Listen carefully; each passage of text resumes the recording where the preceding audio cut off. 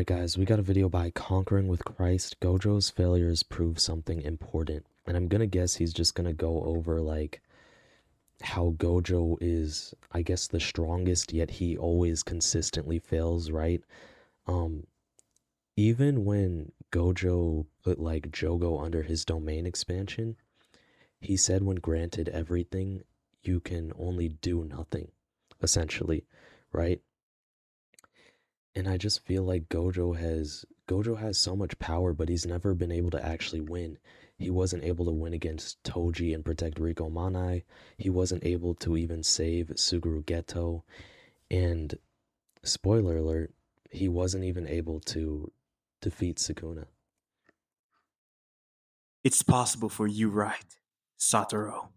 If it's possible for you, can you really go around telling people that it's impossible? Are you the strongest because you're Gojo Satoru?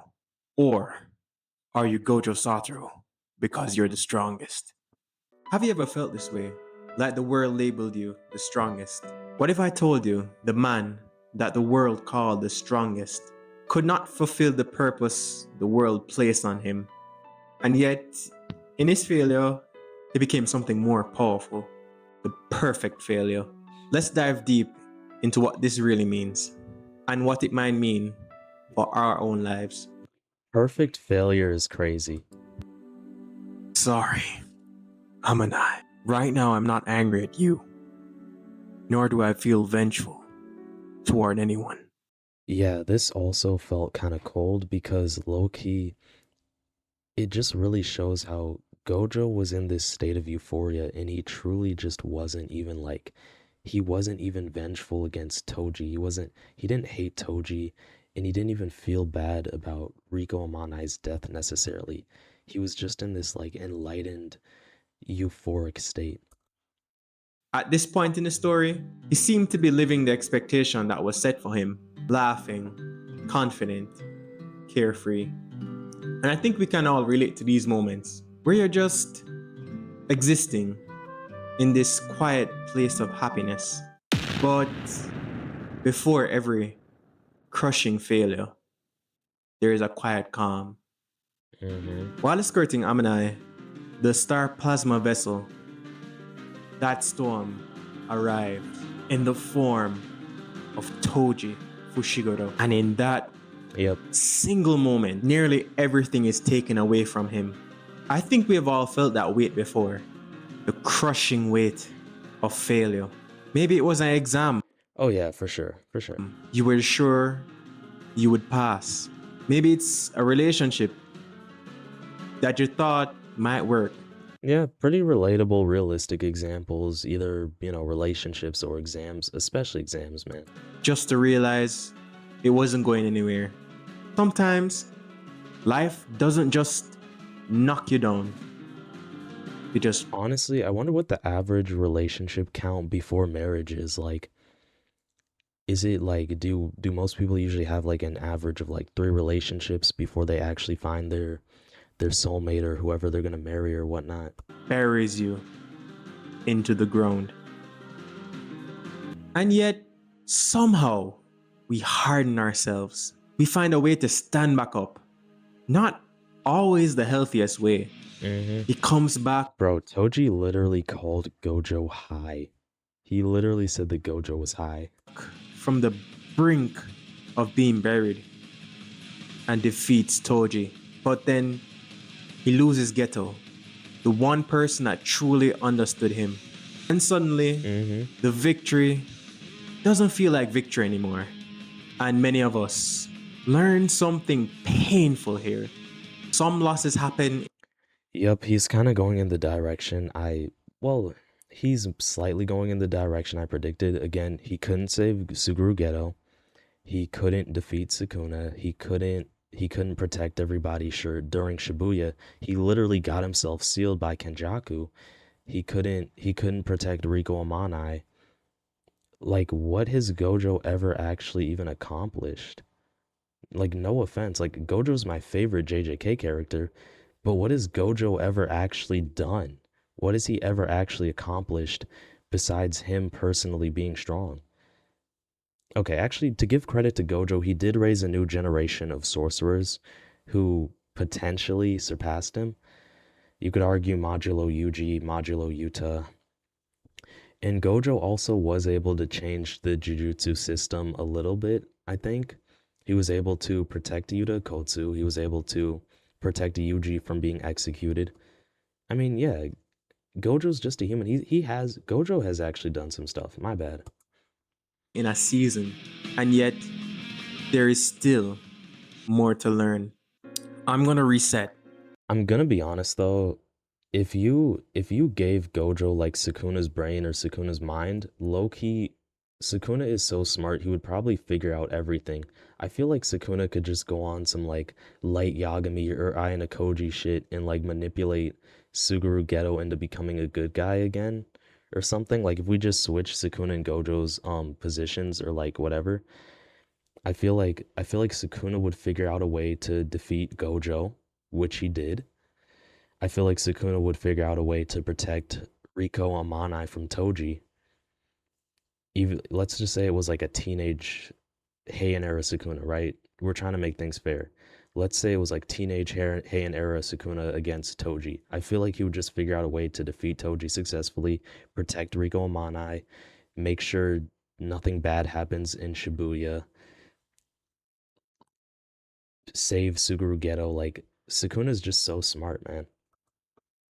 All of this presumes that if Sukuna was a good guy, of course. This crappy jujutsu world. It'd be easy to kill everyone who is in charge, but someone else would just take their place. Nothing would change. And it's not as if people approve of massacres anyway, so that's why I'm turning to education.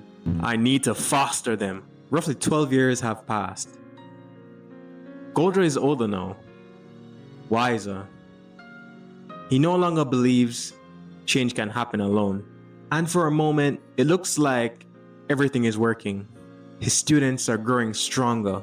The next generation is rising. This time, everything will go according to plan. But the cycle of growth repeats itself. Because feeling strong doesn't mean you're immune to failure.